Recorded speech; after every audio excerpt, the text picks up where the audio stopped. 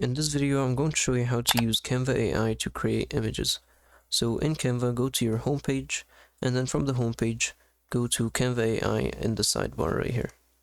Click on Canva AI, and then click on the text box if you haven't already. So when you clicked on the text box, it should expand and show you all these options. Click on the image option so you can actually create images. This is one of the images that I created. I'm going to now just describe an image here.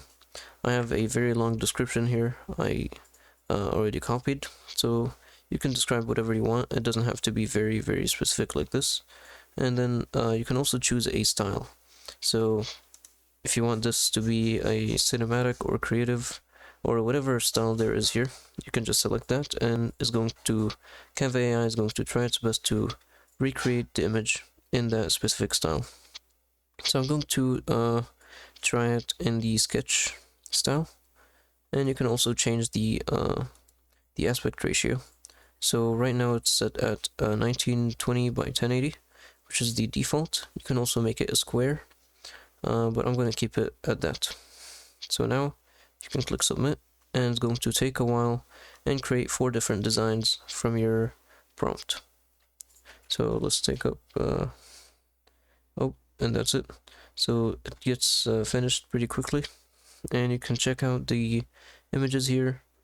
That's exactly what I wanted in the prompt, so that's very good. You can download them by hovering over the image and then clicking the download button down here.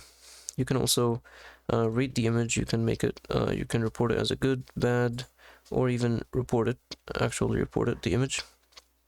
And you can also copy it. And yeah, that's it for this video. This is not very much in the sketch style that I wanted. It's probably because of how detailed my prompt was. But if you had a very simple prompt and then you chose one of these styles, it should recreate it in that style accurately.